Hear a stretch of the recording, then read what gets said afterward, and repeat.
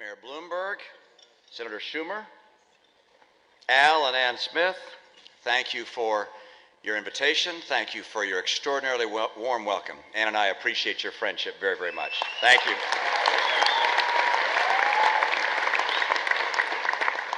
Now, Al, you are right. A campaign can require a lot of wardrobe changes. Blue jeans in the morning, perhaps, suit for a lunch fundraiser, sport coat for dinner, but it's nice to finally relax and to wear what Ann and I wear around the house.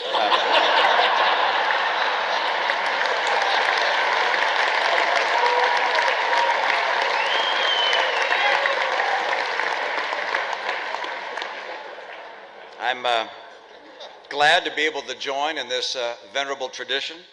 Of course, I'm pleased that the President's here.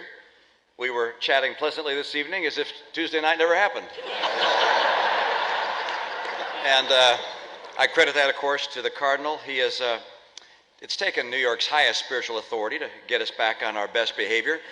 I was actually hoping the President would bring Joe Biden along this evening, because he'll laugh at anything.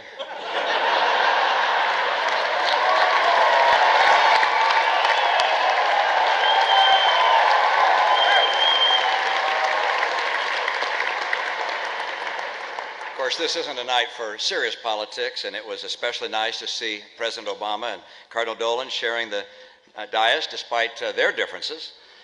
I'm sure the Cardinal has no hard feelings, and we might get an indication of that during dinner to see if the President's wine turns into water. Or for that matter, whether my water turns into wine. I'm pleased to once again have the chance to see Governor Cuomo, who's already being talked about for higher office. A very impressive fellow, but he may be getting a little ahead of himself. I mean, let me get this straight. The man has put in one term as a governor, he has a father who happened to be a governor, and he thinks that's enough to run for president.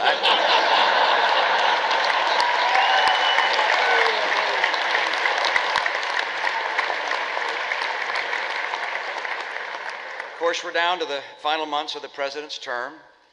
As President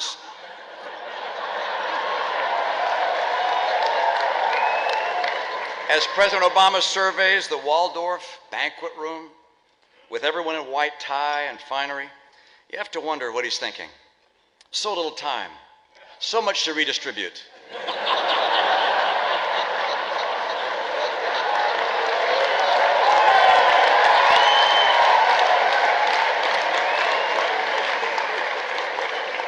And don't be surprised if the President mentions this evening the monthly jobs report where there was a slight improvement in the numbers.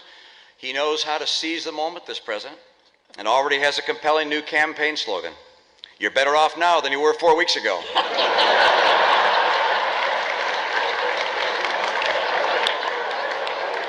You know, with or without all the dignitaries that are here, the Al Smith dinner surely lives up to its billing. Usually when I get invited to gatherings like this, it's just to be the designated driver.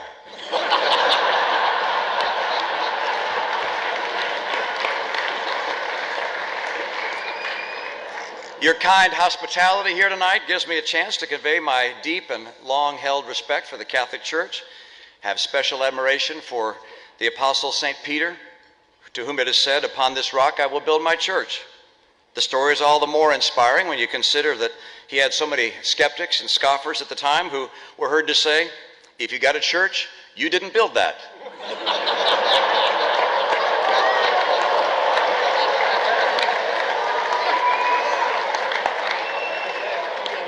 Of course, only 19 days to go into the finish line. Campaign full of surprises. The debates are very exciting. Just the other night, we had a very fun debate. Candy Crowley was there and was happy to welcome us, but people seem to be very curious as to how we prepare for the debates. Let me tell you what I do.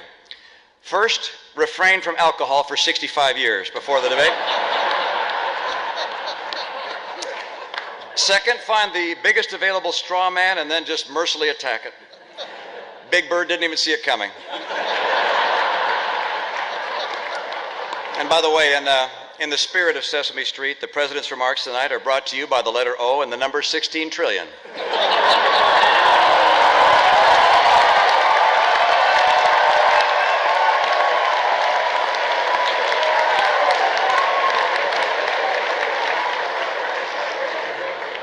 Campaigns can be grueling, exhausting. President Obama and I are each very lucky to have one person who's always in our corner, someone who we can lean on, and someone who's a comforting presence without whom we wouldn't be able to go another day. I have my beautiful wife, Ann. He has Bill Clinton.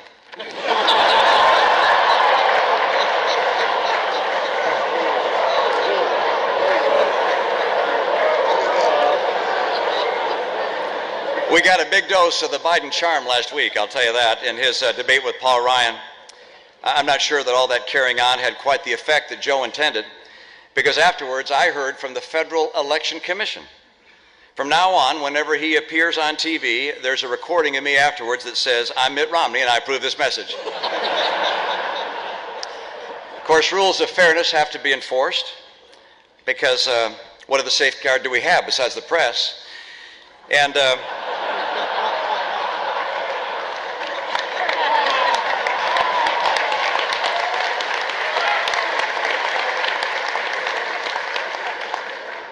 now, I never suggest that the press is biased. I recognize they have their job to do, and I have my job to do. My job is to lay out a positive vision for the future of the country, and their job is to make sure no one else finds out about it.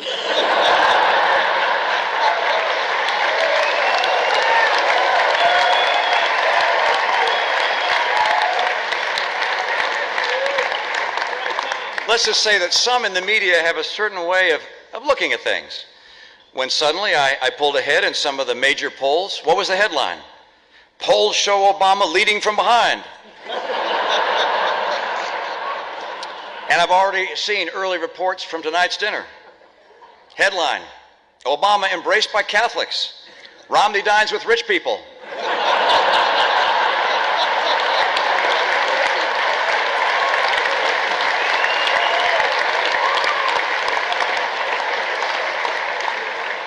Of course, the president has put his own stamp on relations with the church.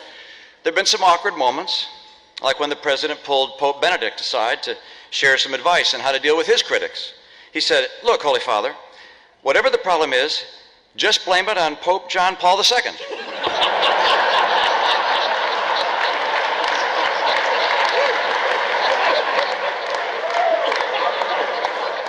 Of course, the president has found a way to take the sting out of the Obamacare mandates for the church. From now on, they're going to be in Latin.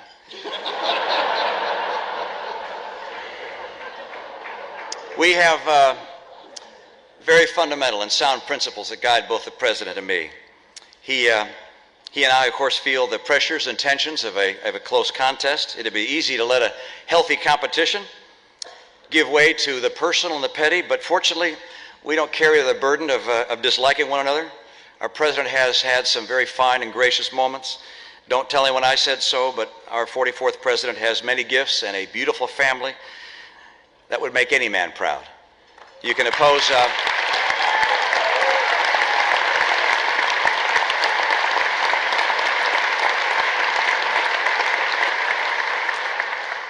In our country, you can oppose someone in politics and make a confident case against their policies without any ill will.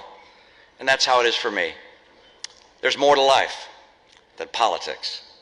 At the Al Smith Foundation and the Archdiocese of New York, you show this in the work you do, in causes that run deeper than allegiance to party or to any contest of the moment. No matter which way the political winds are blowing, what work goes on day in, day out by this organization and you. You answer with calm and willing hearts, in service to the poor, in care for the sick, in defense and the rights of conscience, and in solidarity with the innocent child waiting to be born. You strive to bring God's love into every life.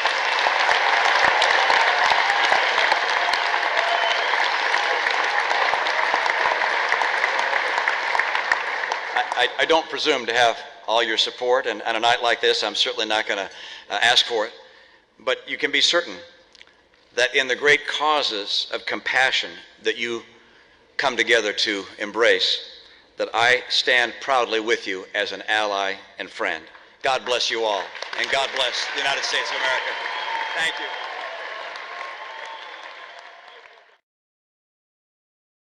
All the distinguished guests who are here. In less than 3 weeks, voters in states like Ohio, Virginia and Florida will decide this incredibly important election, which begs the question, what are we doing here?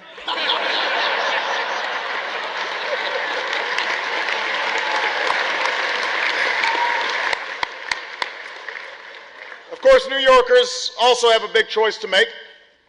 You have to decide which one of us you want holding up traffic for the next 4 years. Tonight, I am here with a man whose father was a popular governor and who knows what it's like to run a major northeastern state and who could very well be president someday, and I'm hoping it is Andrew Cuomo.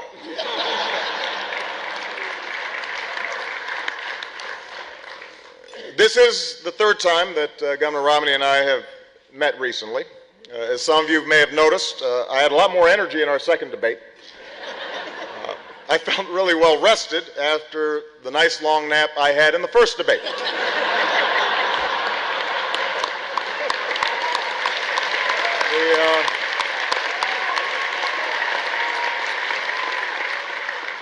Although it turns out millions of Americans focused in on the second debate who didn't focus in on the first debate, and I happen to be one of them. I particularly want to apologize to Chris Matthews. 4 years ago, I gave him a thrill up his leg. This time around, I gave him a stroke.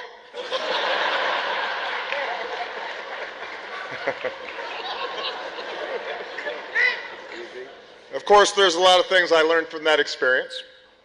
For example, I learned that there are worse things that can happen to you on your anniversary than forgetting to buy a gift. So, take note, gentlemen. Now, win or lose, this is my last political campaign, so I'm trying to drink it all in. Unfortunately, Mayor Bloomberg will only let me have 16 ounces of it.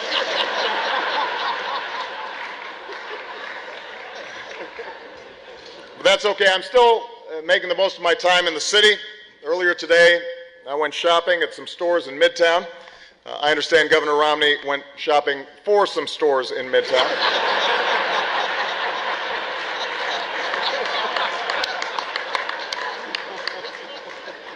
And it brought back some great memories because some of you know I went to school here in New York. Had a wonderful experience here. Used to love walking through Central Park, loved to go to Old Yankee Stadium, the house that Ruth built, although he really did not build that. I hope everybody's aware of that.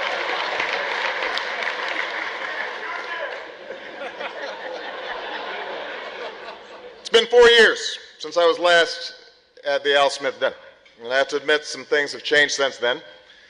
I've heard some people say, Barack, you're not as young as you used to be. Where's that golden smile? Where's that pep in your step? And I say, settle down, Joe. I'm trying to run a cabinet meeting here.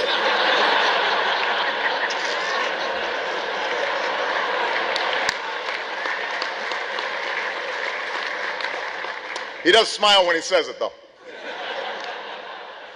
Tomorrow, it's back to campaigning.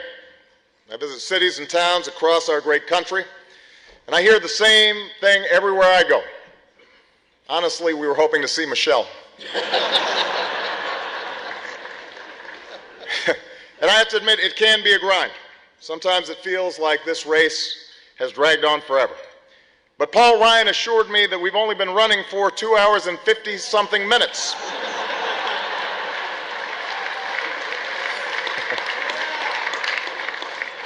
Of course, the economy is on everybody's minds. The unemployment rate is at its lowest level since I took office. I don't have a joke here. I just thought it would be useful to remind everybody that the unemployment rate is at the lowest it's been since I took office. And we're getting to that time when folks are making up their minds. Just the other day, Honey Boo Boo endorsed me. So that's a big relief. Ultimately, though, tonight's not about the disagreements Governor Romney and I may have. It's what we have in common, beginning with our unusual names. Actually, Mitt is his middle name. I wish I could use my middle name.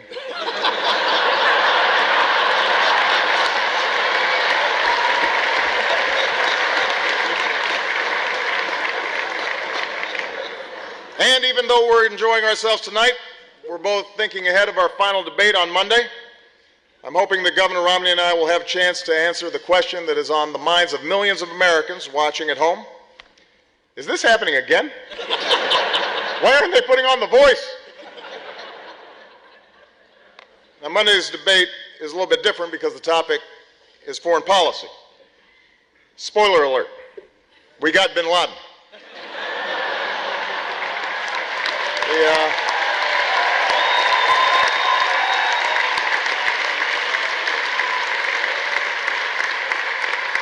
Of course, world affairs are a challenge for every candidate. Some of you guys remember, after my foreign trip in 2008, I was attacked as a celebrity because I was so popular with our allies overseas. And I have to say I'm impressed with how well Governor Romney has avoided that problem.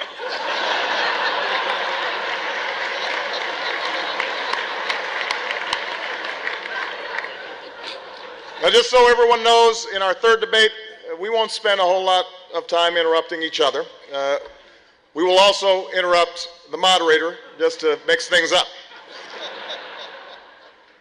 And finally, let me say that I've been doing some thinking, and I've decided that for our final debate, I'm going to go back to the strategy I used to prepare for the first debate. I'm just kidding. I'm trying to make Axelrod sweat a little bit. Get him a little nervous.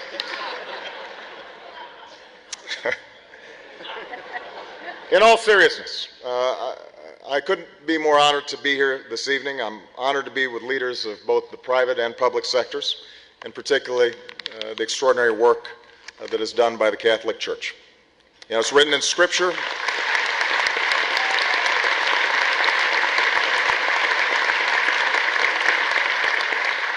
It's written in Scripture that tribulation produces perseverance, and perseverance, character, and character, hope.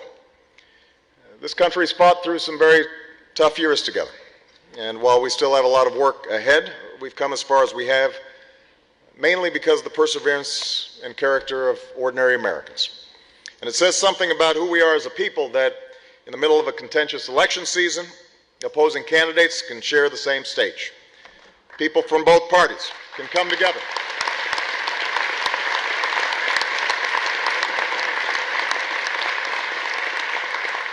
Come together to support a worthy cause. And I particularly want to thank Governor Romney for joining me because I admire him very much as a family man and a loving father. And those are two titles that will always matter more than any political ones. So,